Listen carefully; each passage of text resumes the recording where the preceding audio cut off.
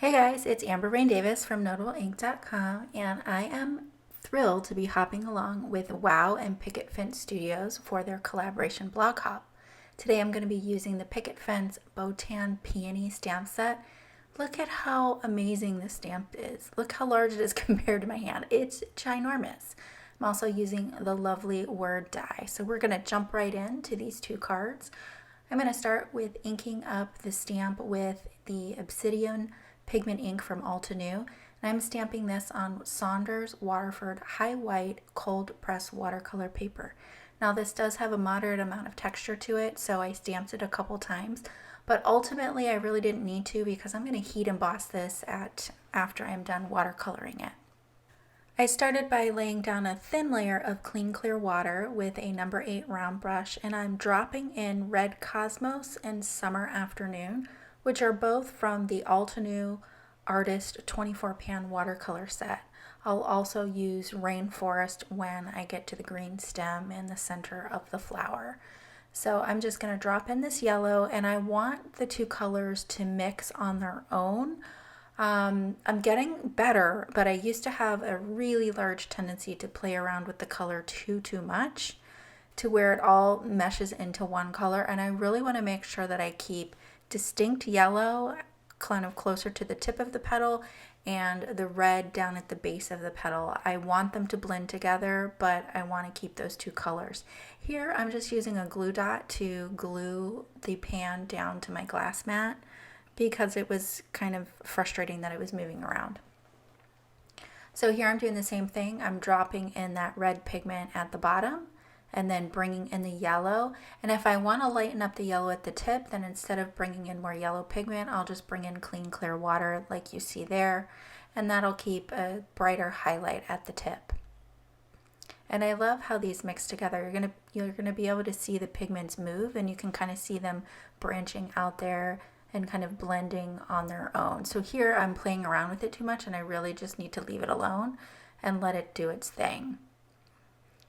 Moving on to the stem, I'm going to do the same thing, clean clear water, and then this is the rainforest color. And for the center, I'm going to do the same thing.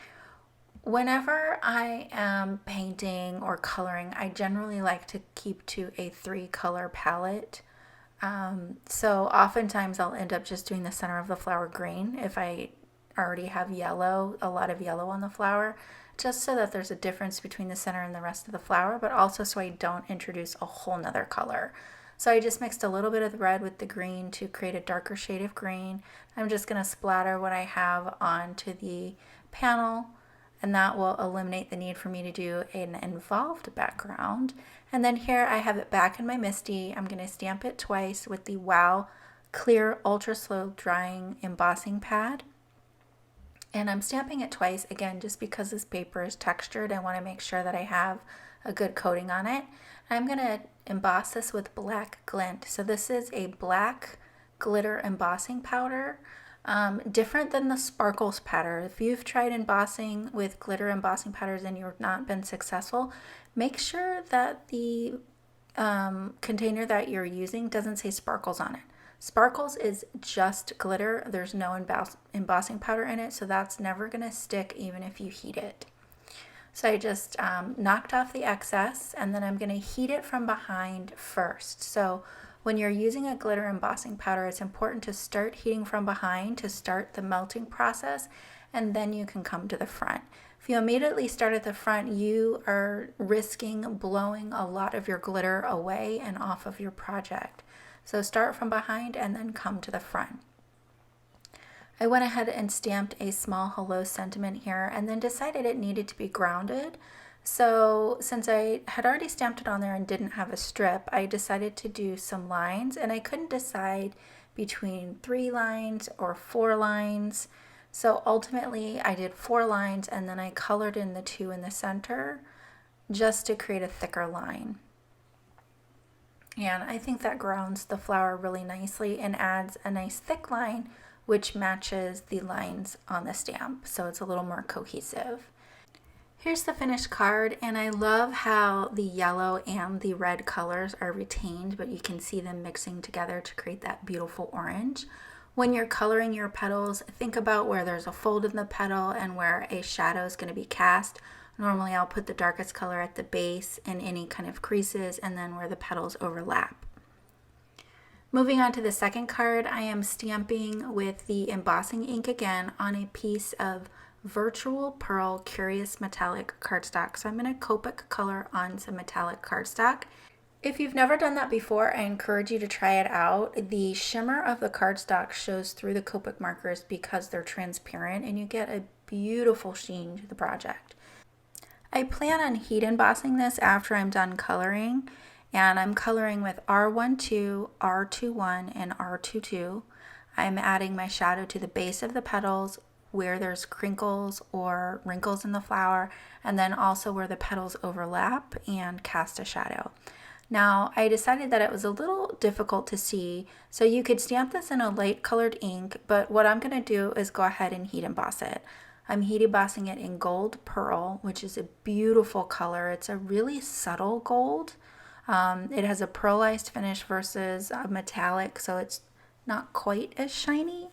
Now, you don't want to Copic color over top of the embossing powder, so that can damage the nibs of your markers, but because these petals are so huge, I feel like I can color it and that not be an issue.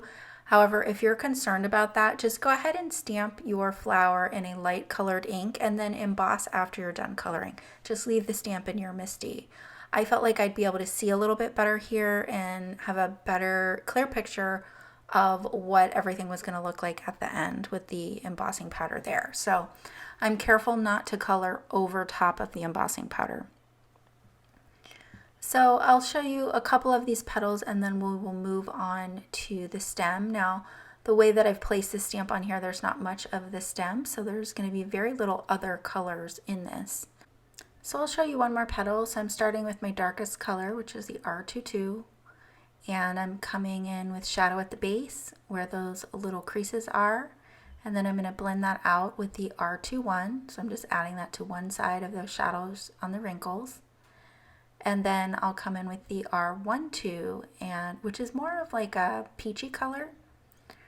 So this is creating a really nice coral tone, which I think is nice with this Virtual Pearl cardstock. So this Virtual Pearl cardstock that I'm coloring on, when you change it in the light, it has kind of like a color shift effect, and it has a bluish tone, almost like mother of pearl. It's really cool. So I have BG90 and BG93 for my grains, which is a really desaturated grain, kind of like eucalyptus leaves. And I'm just filling that in the center. I will come in with a darker green, that's BG96, and just add a little bit more contrast to the center there so that you can see what's going on. And then we'll move on to the sentiment. But there you can kind of see that blue sheen. It's just a really cool paper. I like it a lot. So I have a scrap of Neenah Classic Cross Solar White here. This is 80 pound. 100 pound or 100 pound cardstock would be great too. I typically will use a heavier cardstock when I'm doing die cut sentiments. But I have swiped my embossing pad over the cardstock and then sprinkled on the gold pearl embossing powder. And you could see that it had a little bit of texture to it, and I want a smooth surface, so I'll go ahead and do that twice. And you'll see when I heat this a second time, it's going to be really smooth, almost like a glass surface. And what I'm going to do is die cut my sentiment from this. So I have the lovely word die from Picket Fence. Make sure that your embossing powder is cool before you die cut it. And then I've cut out the letters here, and I've cut out the shadow from vellum. And to the back of this, I stacked up 2 layers of white letters, just out of white cardstock. And I'm going to stack that on the back because I wanted my vellum to be slightly elevated from the cardstock, but I didn't want to have to put foam tape or foam adhesive behind there. So I just stacked a couple of the lovely dies with white cardstock, glued that to the back, and this will elevate my vellum just a little bit. It gives it just a little bit of dimension and more interest.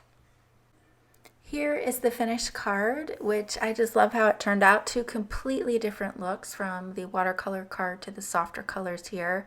Here in the close-up, as you get to the top of the card, you'll be able to see that blue sheen I was talking about from the cardstock and how that shows through the Copics. And here's the cards together.